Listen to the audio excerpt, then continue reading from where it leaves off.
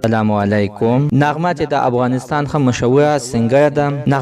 نغمه د اویز د قتل په باره کې څه وایي. نغمې داسې خبرې وکړې چې ټولې سنګرانې په جارا باندې خپله مسره په جارا باندې نغمه وایي چې هر سنګر د پاکستان دی او کو د افغانستان دی، خو موږ ټول یو پښتانه یو او نه غواړو چې پښتنو سره دغه شانتې ظلم وشي. نغمه وایي زه چې کله د اویز د قتل نه خبر شولم نو زړه مې ویلې چې ویډیو پې سازه کړه، خو بیا ما سره ټیم نه او اوس مې پې ویډیو سازه کړله او ټولو سنګرو ته ویلي دي چې د ده په هر باندې دواګانې وغواړه چې الله تعالی د ده مور او پلار ته د زړه صبر ورکړي. او عزتمنو نورو څه ویلي دي زموږ دا ویډیو د سهار تر اخره پورې وګورئ، تاسو ته به پوره معلومات در ورسېږي. دې معلومات نه مخکې زه تاسو ته دا یادګینه وکړم، تاسو که چېرې زموږ په دې چینل کې نوي وئ مهرباني وکړئ زموږ همدا چینل د سهار سبسکرایب کړئ، خوا کې ورسره د ټالۍ نشان ووهئ چې ښه یوه نوې معلوماتي ویډیو تاسو ته په اسانۍ باندې در ورسېږي. عزتمنو نغمې د اویز د قتل په باره کې ویلي دي چې په خیبر پښتونخوا خاص په ضلع چارسده کې دا سویمه واقع ده چې مخې ته راځي. د دې نه مخکې زینب جینۍ سره 2.5 کالو جینۍ سره دغه شانتې جنسي زیاتی شوې او بیا یې ښکته په پټي کې غورځولې وه او تر اوسه پورې د هغې قاتل هم لا پته نه ده لګېدلې.